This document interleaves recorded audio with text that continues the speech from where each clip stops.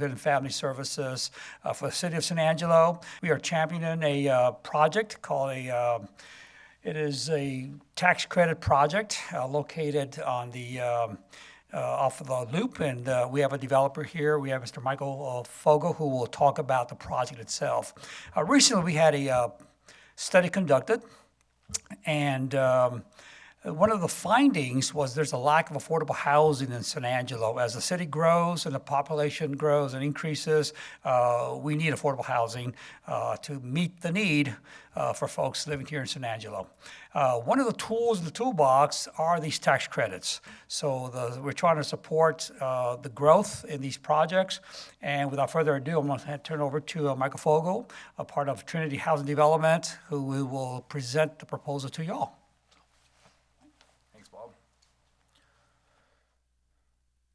Howdy, Michael Fogo with Trinity Housing. We are affordable housing developers here in Texas and a couple other states and surrounding areas. And what I'd like to do is, well, as Bob alluded to, this is a proposed affordable housing development that's funded via tax credits administered by the Texas Department of Housing and Community Affairs. And so I'll go through just kind of quickly and show you some other and similar tax credit affordable housing projects we've completed in Texas and a couple other places nearby and very recently over the last few years, and then show you the location of the property and just some specifics. You can stop me anytime if you have questions.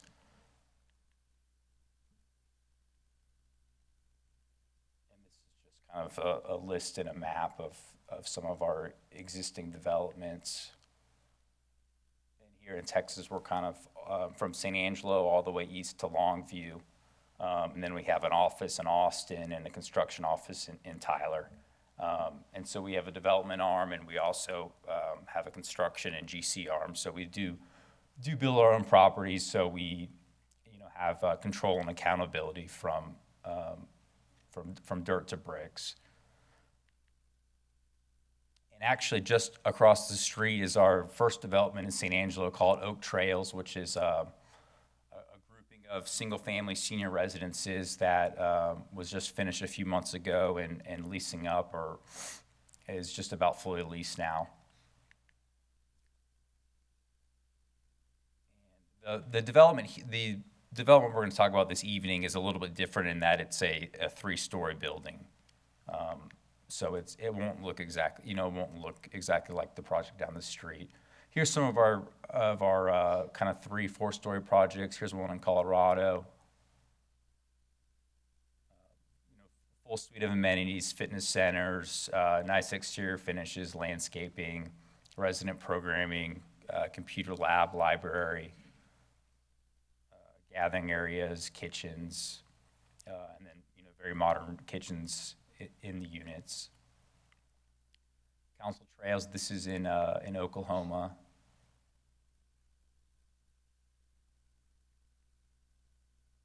Forest Trails is something we just wrapped up in Lindale, which is in East Texas.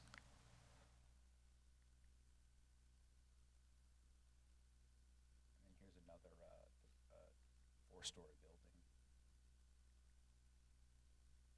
And this is a little bit different, but this is a historic building we converted into senior residences. Used to be a high school built in the 1920s, or a middle school actually. So as far as what this means that this is affordable housing, the units will, it's based off of residents' income as a percentage of the area median income. And there's tiers for 30%, 50%, and 60%.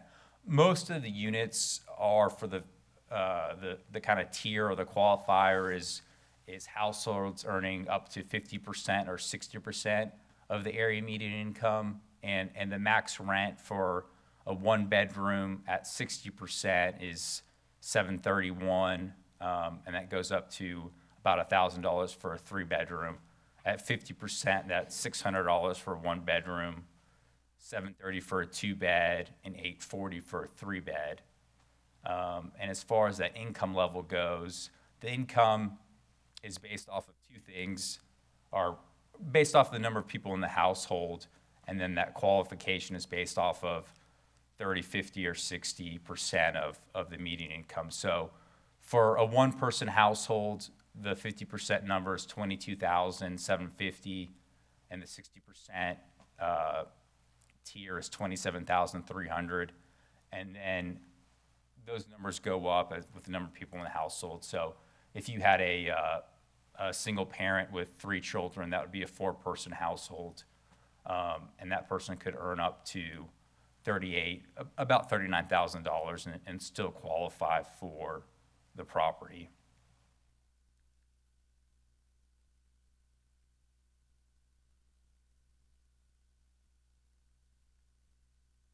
So the location is in the southwest quadrant of the city, just off the loop.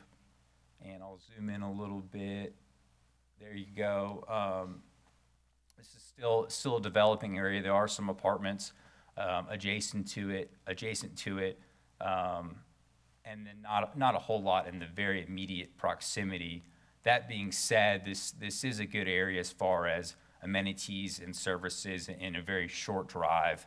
And still a high number of commercial services and new development, kind of in this area within just a few mile radius. So it strikes a good balance between not being in someone else's backyard, but still being in a vibrant area. And here we are, just getting a little bit closer. And here's the site plan. So this will be 48 units for families, and family doesn't mean people have to have children. It just means it's not age restricted to seniors, which would be 55 and older. So like I said, it's 48 units, and then there'll also be a community building, which is what you see at the top there, with many of the amenities, and then there'll be some outdoor amenities around that as well. And then this is just the unit breakdown of those 48 units. 12 are 1 beds, 24 are half or 2 beds, and 12 are 3-bedroom units.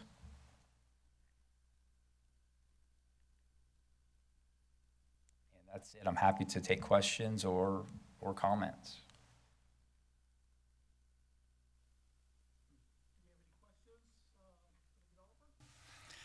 Just FYI for all of you, the next step is we will go to council on the 18th of February, and we will present this presentation and ask the council to provide a resolution of support. That's all they're asking for, is just support from the city. And then at that point, the developer will compete at the state for those tax credits. Could you go to the mic, please? My name is Steve Eustace, and I'm a partner in WVE Investments and Angelo Investments, which is the owner of the property that we're selling to Trinity Development. But we also own the contiguous property that we will still own. And anytime we sell property and still have property left, we always want to know what's going in and how will it affect our property. We have no problem at all with this project. We don't think it would be detrimental in any way to our remaining property, and we're fully in support of it. Thank you.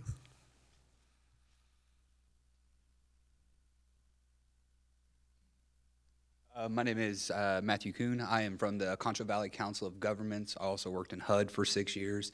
So I'm on the Homeless Coalition with Bob. So this is actually something I'm very, very excited to see. Is there an estimated start time or completion dates or?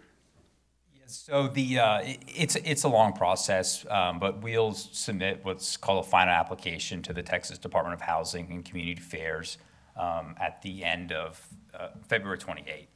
And then in the final determination will be for the award of tax credits would be in July or late July. And then we would close on the property in the fall or shortly thereafter. And then it would be about months from once we start.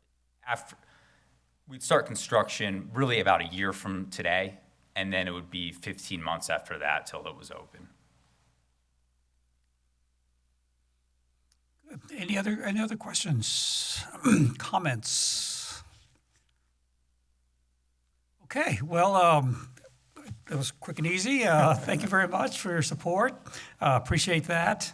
And again, hopefully we'll see you on the 18th, so council will know what kind of support we have from the citizens. We haven't had anybody speak against it, which is good. Which means that the support should be pretty strong when it comes to council for that. So, of course, I can't speak for them, but again, thank you all for coming. Appreciate it.